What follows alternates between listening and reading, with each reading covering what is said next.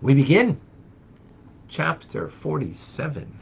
We begin to actually conclude it today, the entire chapter. Where are we?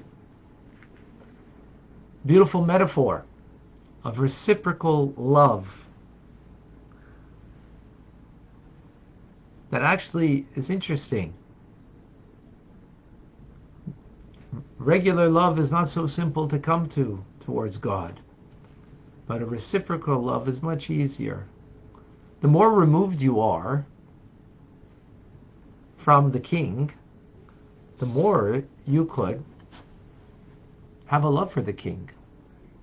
If you're a minister of the king, so you might feel, oh, listen, the king needs me, right? King needs me.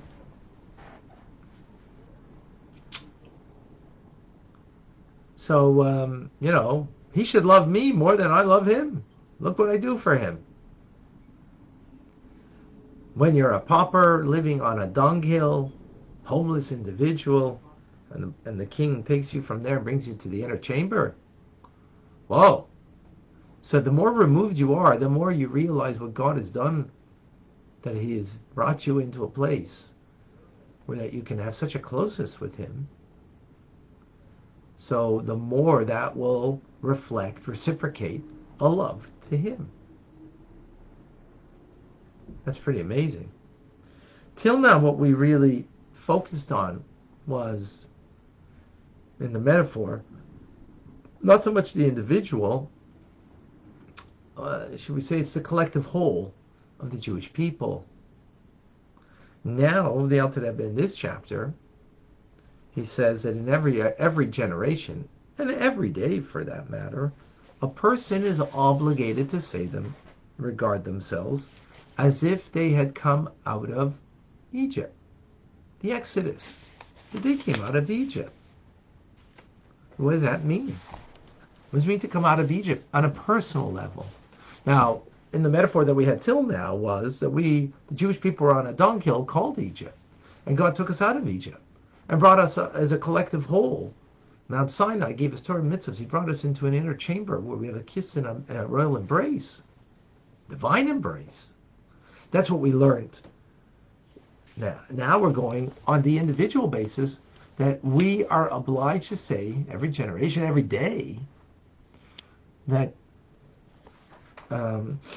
we should regard ourselves as if we left Egypt. Well, what's the Egypt? So first of all, in Hebrew, Egypt means Mitzrayim. Mitzrayim means Meitzar, means limitations. Well, what's my limitation? It's my body. As we call it in Kabbalistic terminology, the serpent's skin. Like a skin is, what holds the flesh, so to speak. It's the garment or the vessel that holds the flesh. So likewise, the body is what contains the divine soul. But it doesn't, and why we call it a serpent skin, because it doesn't just contain it. Like the serpent is, the embodiment of negativity, as it was in the story of Adam and Eve. So likewise, the body is containing our divine soul, imprisoning it. It's confined because of it. Because the body has its own agenda that doesn't allow the soul's agenda to soar, to connect to the one above. It constricts us. Right? So that means we're in exile. We're bound. We're limited. That's what Egypt means, bound in limitation. And that's what we are all individually. So we have to get out of our personal Egypt, our personal limitation, our personal exile, in order that we should be absorbed, where? Into the unity, into the light of the Ein Sof, of the limitlessness of God. How do we do that, of course? It's through the engagement of Torah mitzvahs in general, right? And in particular, by accepting the sovereignty of heaven. Where do we do that? Every time we say the Shema, the prayer of the Shema, which explicitly is accepting and drawing upon us God's divine unity. When we say Hashem Elokeinu Hashem Echad. That Hashem, that is beyond, is Hashem that's immanent, transcendent and immanent. Hashem Echad, there's a oneness of God. Now, we explained in the previous chapter that through doing this, we make God. How do we make him? Our God. Why? Because through our identity with him, that this is me, then he becomes mine, my God. Right? And as we understood previously, that the patriarchs, or as we say in our prayers in the Amidah, Elokei Avram, Elokei Yitzchak, Elokei Yaakov, the God of Abraham, the God of Isaac, and the God of Jacob. Right? We refer to God in a sense belonging to them. How are they belonging to them? Because they're so nullified and absorbed in the light of God, of the Ein Sof, and united in such a way, right? In everything of their life, that's what they were. So therefore, they were able to have holiness consistently and godliness and the Ein Sof, the limitlessness of God, reflected in everything about them. And this is what it means that Abraham journeyed, going on and on. Right? On and on, meaning from level to level of holiness, reflecting the divine. Now, that's Abraham and all great holy people. How about me and you? Well, we're the children of Abraham. We are his legacy, his heritage, his continuation, the offspring. And therefore, because of that, we were gifted. That God has given us his Torah, which is his will and wisdom, that through it we can unite to God.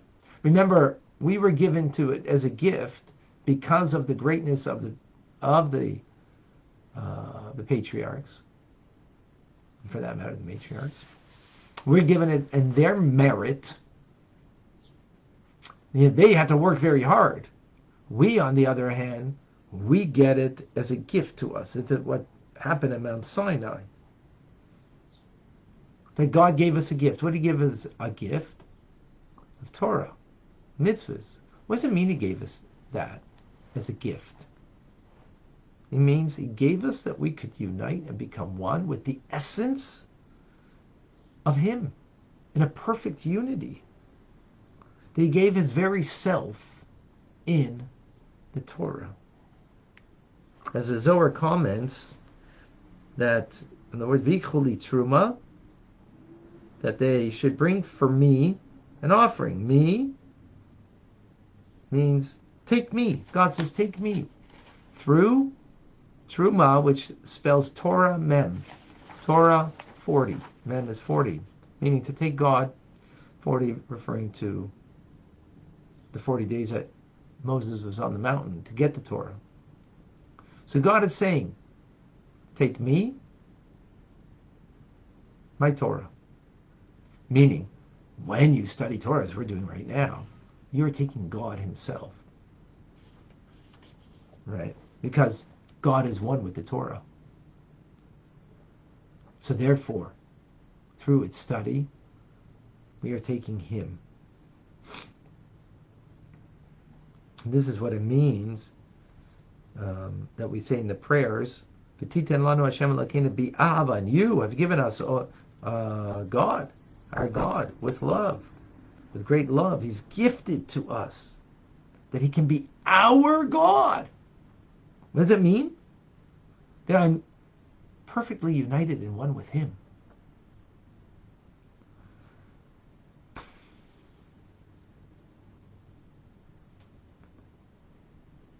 Wow. Therefore, so what? Okay. This is what he's given to me personally. That's how we have to think. That's the meditation here, the thought. That he's given this personally to me. That I can become one with God himself through his Torah. So therefore, we've been gifted this. There's only one thing we need to do, is to want it. There's nothing holding us back except our will, our desire to do this, to have our soul united in one with God. Because the moment that we decide this is what you want, and you accept upon yourself, godliness in your life, and Hashem Elokeinu, Hashem Echad, then the Hashem that is transcendent is the same God that's immanent. There's a oneness of God that we become united to. We become absorbed in this immediately. Wow. And this is what it means, our personal exodus, to leave Egypt. This is what it means to leave Egypt. Meaning that we are leaving the personal agenda of the body that is self-directed. And where are we going? To accept God and His kingdom. That's what we say in the Shema. That we want to connect to God. That allows the soul to free itself from the confines of the body and its agenda, and to be united and become one with God. Therefore, it was ordained that the paragraph that speaks about the exodus from Egypt,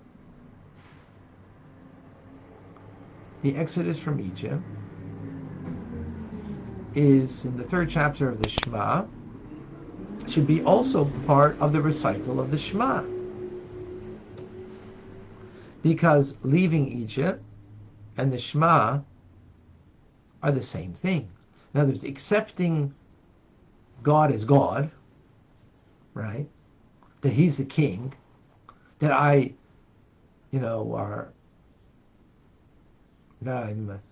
subjugate myself and reflect only Him, right? That's what the Shema is, and that's what leaving Egypt is.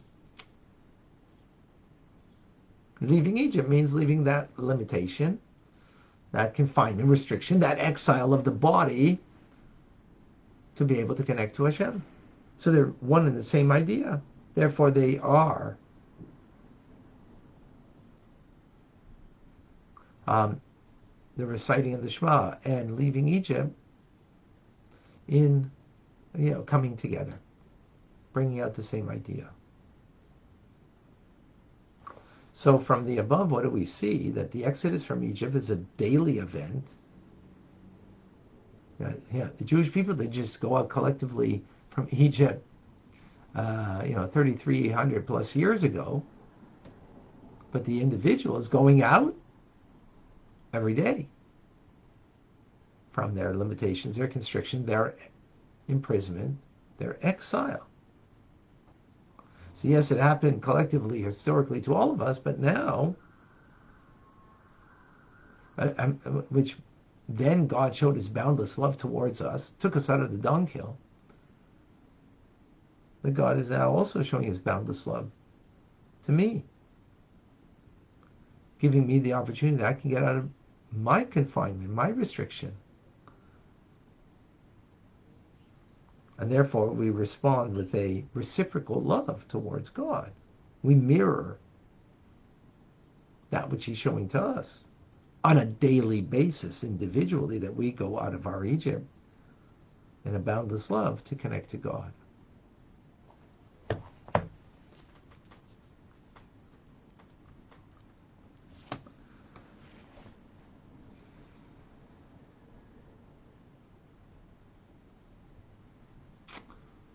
What a gift we've been given, that the human condition doesn't have to define us, that we can rise above.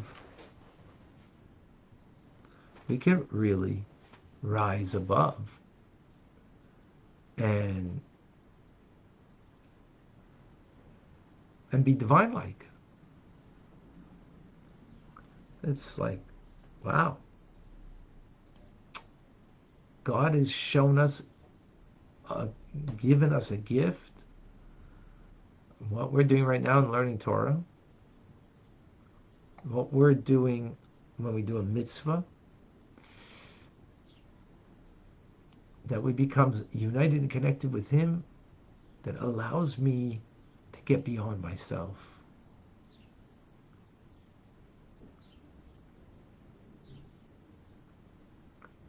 That's what going out of Egypt means, and that's what the Shema. Shema Yisrael Hashem Elokeinu Hashem Echad. Hear, O Israel, the Lord our God, the Lord is one.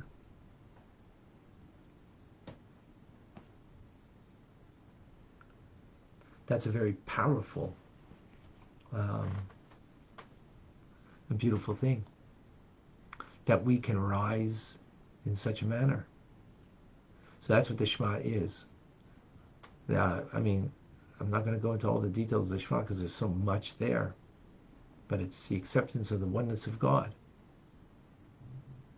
So is the immediate the only prayer that only between one and Hashem? Yeah, so that's Vicky, that's what the Shema is. The Amida, yes, is about that.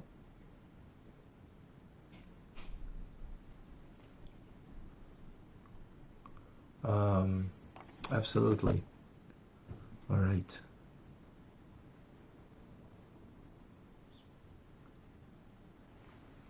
All right, folks. With that, we're going to conclude. Rambam today at 1. Rabbi Mendy is going to give a Talmud class right now. So that's happening. And just a reminder about the TRC, Tanya Rabbi community. It's beautiful. And I'd like to share more about that with people. If anybody wants to reach out to me, that would be beautiful. And we'll continue, because that's where so much more of the conversation is going to continue in a more intimate setting. I'm Rabbi Ronnie Fine, coming to you from Chabad Zurich and Kadesh in Montreal, Canada. It's a privilege and a pleasure to share with you the Tanya. Thank you for joining. You can go on to Zoom now, 770-6085, to continue with some Talmudic teachings.